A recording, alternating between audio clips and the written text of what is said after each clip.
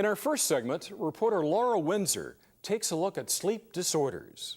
You may not realize it, but not getting enough sleep can affect every aspect of your life. It can cause fatigue, irritability, and difficulty concentrating. It may even be an indicator of more serious medical problems. Dr. Peter Fotinakes of St. Joseph Hospital in Orange discusses treatment methods which can help those who suffer from sleep disorders. Most people who sleep too much actually go around thinking that they're great sleepers because they tell me, you know, Doc, I can fall asleep at the drop of the hat. You know, any time of the day I can sit down, I can doze off, and that's great, and I wake up and I'm fine.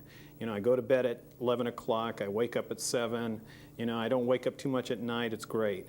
But that's actually abnormal. Sleeping too much is not right, and it's actually worse than having insomnia, even though people with insomnia will feel more distressed over it.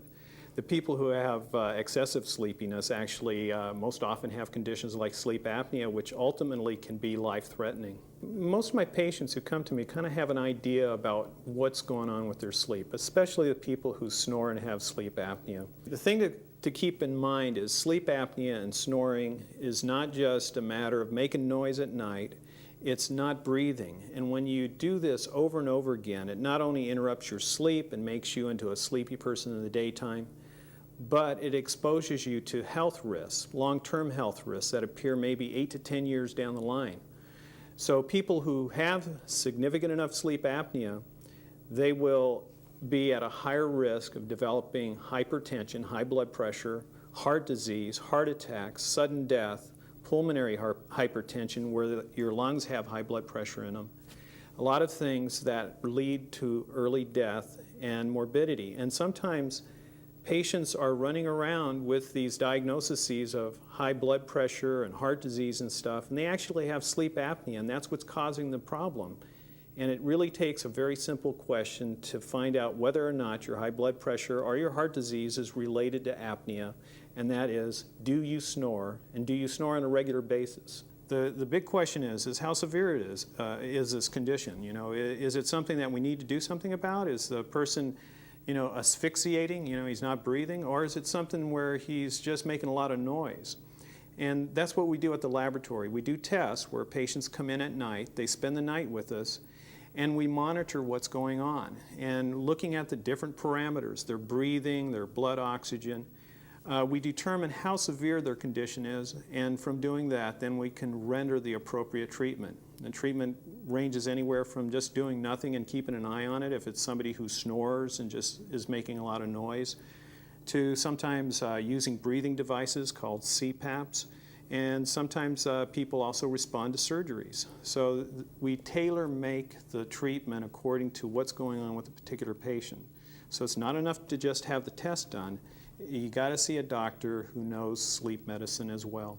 The other group of patients that we deal a lot with in the Sleep Disorder Center are insomniacs, people who have trouble either falling asleep, staying asleep, or doing both.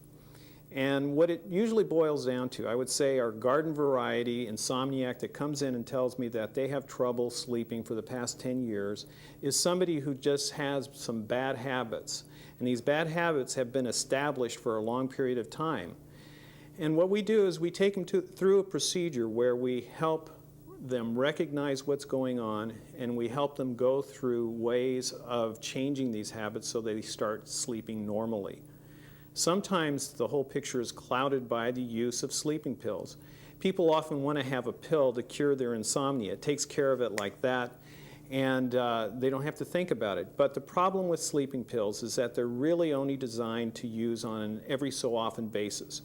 And if you use them on a daily basis and you use them more than about 2 to 4 weeks, then the pill starts losing its effectiveness. And then when you try to stop the pill, it will actually produce insomnia. So it compels you to want to use the pill again. So it's a catch-22 when you get into sleeping pills on a daily basis. You really got to get to the root of the problem before you get mixed up with medication. Whether your problem is not getting enough sleep or too much of it, if you think you have a sleep disorder, it would be wise to see your doctor.